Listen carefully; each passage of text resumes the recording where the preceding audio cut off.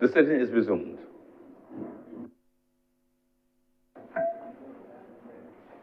Order number 14, sir. Order number 14, in the name of the Honorable Leader of the Senate, to move the second reading of the Barbados National Energy Company Transfer and Vesting of Assets Bill 2025. Senator Cummins. Thank you very much, Mr. President. This is a very simple bill. As a matter of fact, I believe that I came to this honorable chamber some time ago advising of the impending amalgamation of the energy companies which the government owns. The government owns two companies in particular, the Barbados National Oil Company, the Barbados National Terminal Company, and the Barbados National Petroleum Corporation.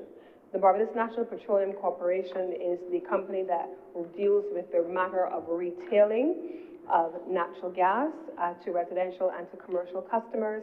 And these three entities we did share were meant to be amalgamated into a single entity called the Barbados National Energy Company. The Barbados National Energy Company was created and then launched on April 1 of this financial year.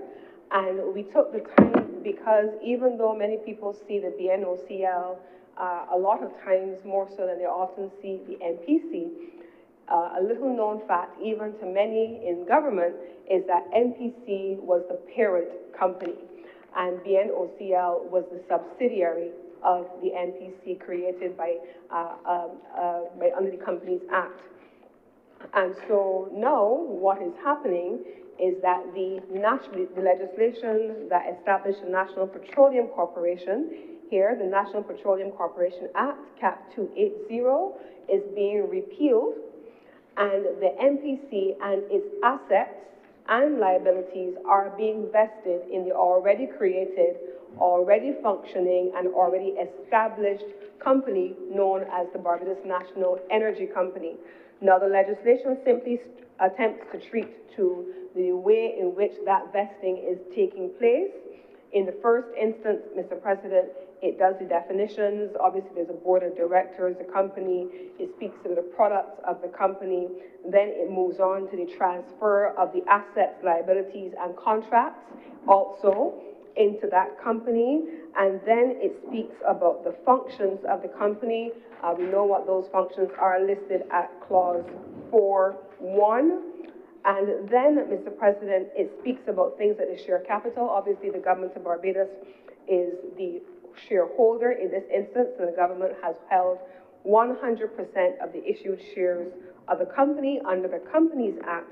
And then it speaks to one of the most important matters that resulted in the delay from April 1 till now, which is the question of staffing. And so the employees who are members, those persons who are members of staff of the corporation, they now are being transitioned over to the BNECL. And the key and most important point, and at this point I want to express my sincere appreciation to the entire amalgamation team. The amalgamation team has included representatives of the Barbados Workers Union. We have had representation as well from the National Union of Public Workers, both of whom are on record as representatives of the company. We also have, Mr. President, the Barbados Employers Confederation that played a not too insignificant role in the facilitation of the process, as well as the members of the board and the members of the management and staff of the organization who took the responsibility on to facilitate this structural transformation, because that's what this is about. At clause 7, it speaks about pension rights, and this is one of the key things that was integrated into the discussions, Mr. President, ensuring that you are preserving the rights and terms and conditions of our staff on terms that are no less favorable than those which they currently enjoy, and to ensure that their pension rights are also preserved, Mr. President. And so we have all of those provisions captured at clause 7.1 in the draft of the legislation. The provision at clause 8, which is the normal exemption from payments of transfer tax on the transfer of the assets here. And then in order to protect our employees at clause 9, it attempts to ensure that persons who engage in behavior which can be problematic as it relates to employees of the company, that they are deemed to have committed an offense if they obstruct or hinder an employee or an agent of the company in the normal conduct of their operations as permitted by the legislation. There are a number of, not too many, however, of consequential amendments. The first and the most important one is to facilitate the transitioning into a commercial state-owned enterprise. As colleagues would recall, in 2019, we came to this place and we approved a piece of legislation called the Public Finance Management Act. The Public Finance Management Act has in its schedule, both in the first instance, provisions for the responsibilities of state-owned enterprises and then for commercial state-owned enterprises. And it assigns a number of duties and responsibilities under the PMFA, and the schedule that we are seeing appended to this legislation, vesting the assets of the MPC into the BNECL, relate to those obligations which we passed in 2019. This is the simple institutional matter relating to this bill, Mr. President, and it will provide, as I have said, under the provisions of the Companies Act, which fall under the ministry, which I'm responsible for, as well under Business Barbados, to vest the National Petroleum Corporation, which falls under the Energy Division of the ministry, for which I'm also responsible, to vest the assets of this company into the BNECL. And once we have been able to look at the structure, and I hope approve the passing of this piece of legislation, Mr. President, Barbados will officially have the National Petroleum Corporation vested in the entity that we created, known as the Barbados National Energy Company. And with these few words, Mr. President, I beg to move that this bill be read a second time. Thank you, Senator Cummins.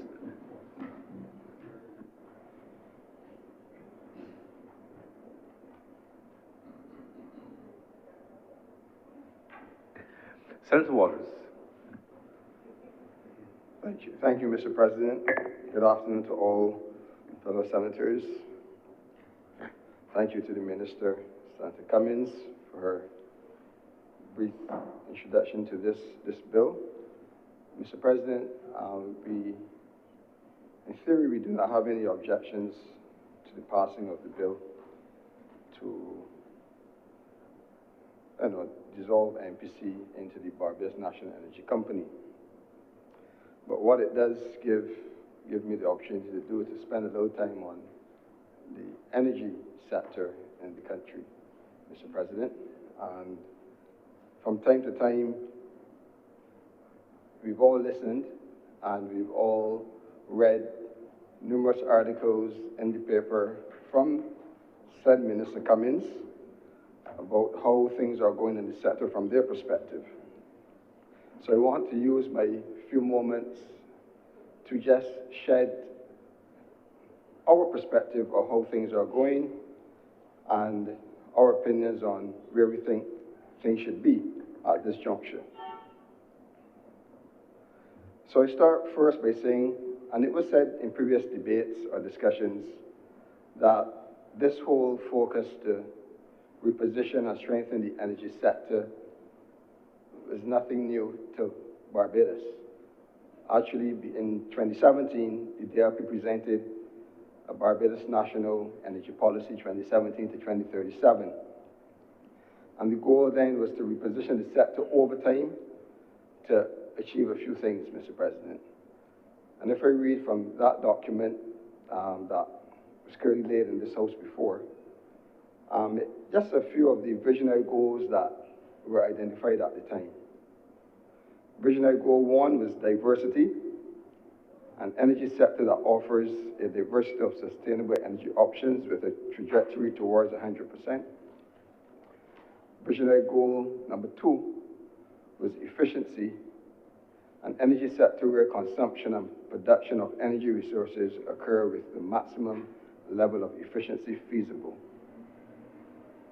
Visionary goal number 3, affordability, an energy sector that offers basic energy products and services that are affordable to local citizens. And the last one I'll read, Mr. President, is visionary goal number 4, reliability, an energy sector that offers continuous and reliable supply of energy.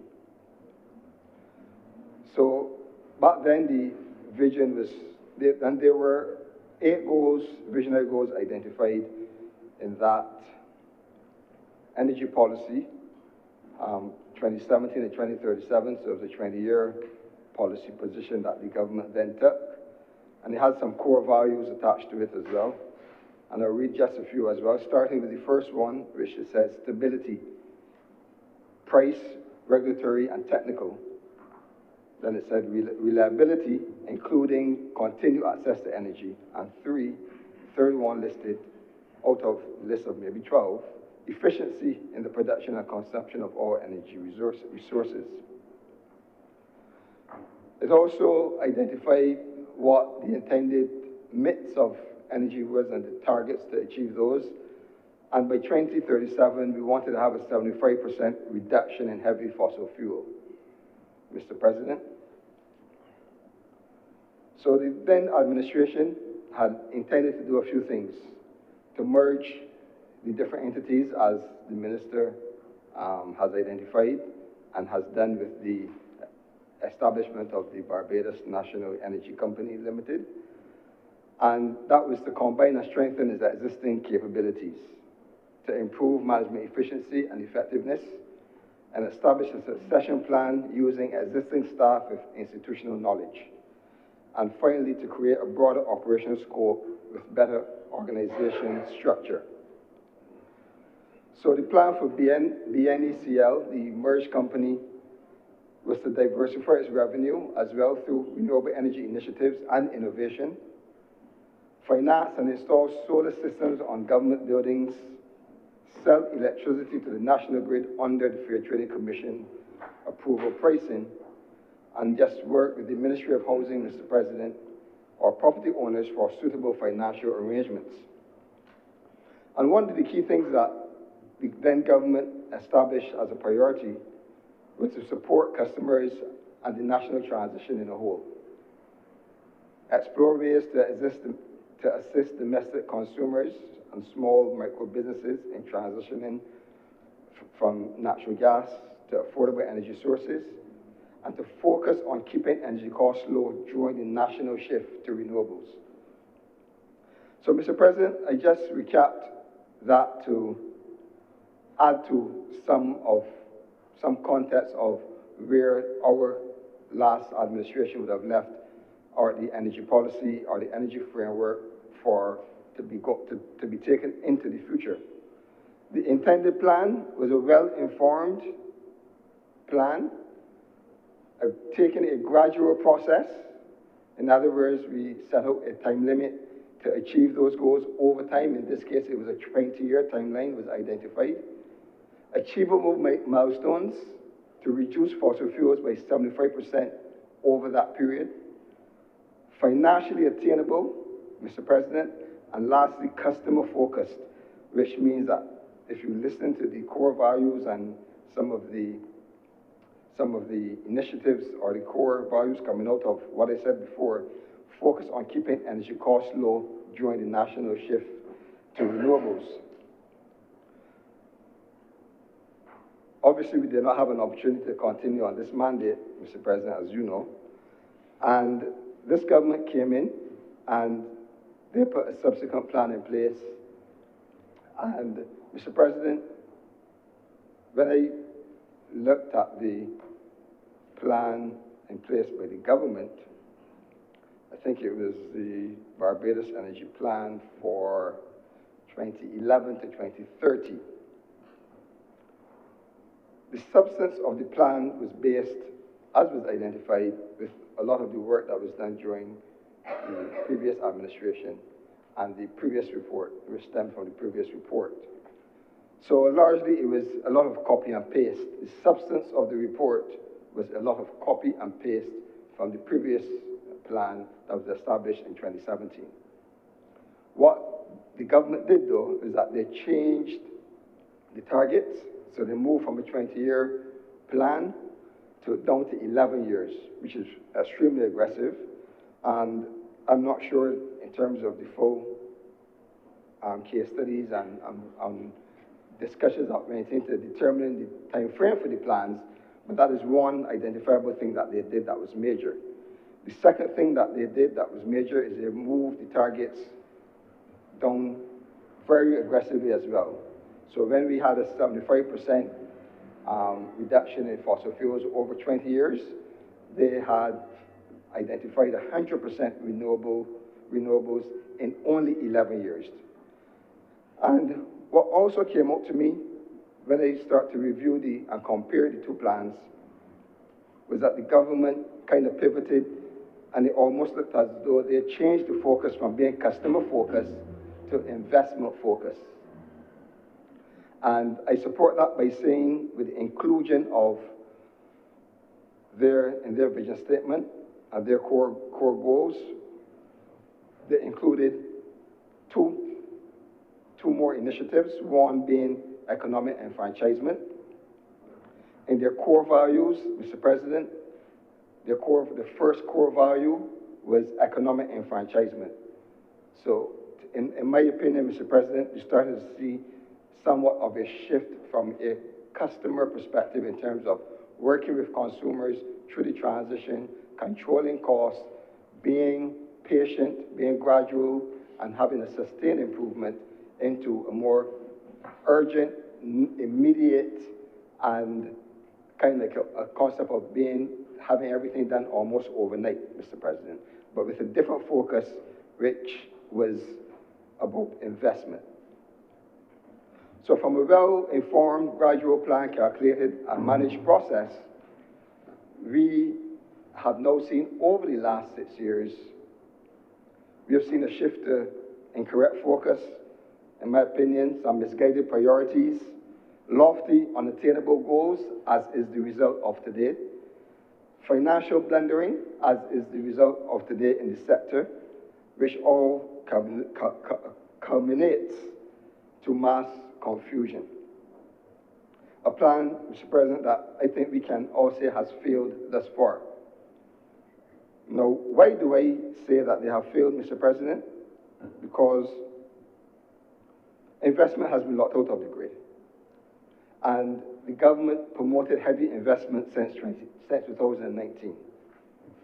There is no more capacity to take in the energy at the grid.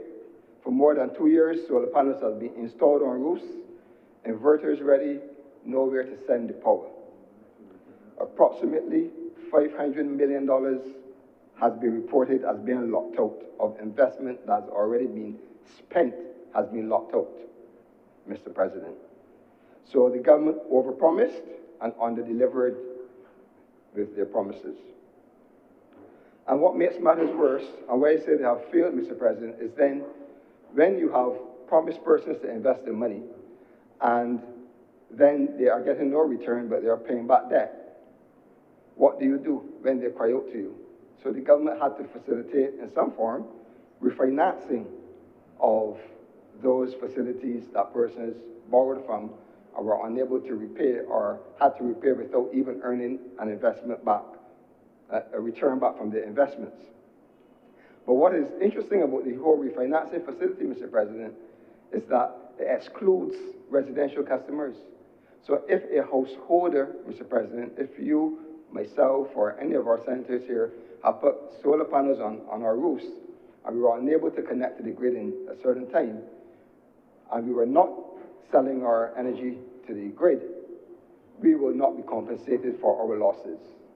So in this instance, the refinancing facility only deals with businesses, which is very unfair to those persons who are also part of the process of this government encouraging people to participate in the renewable energy sector.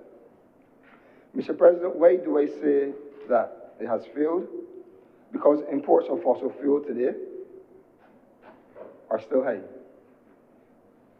It is reported that the government imported 760,862 barrels of gasoline in 2018. In 2024, the government imported 775,000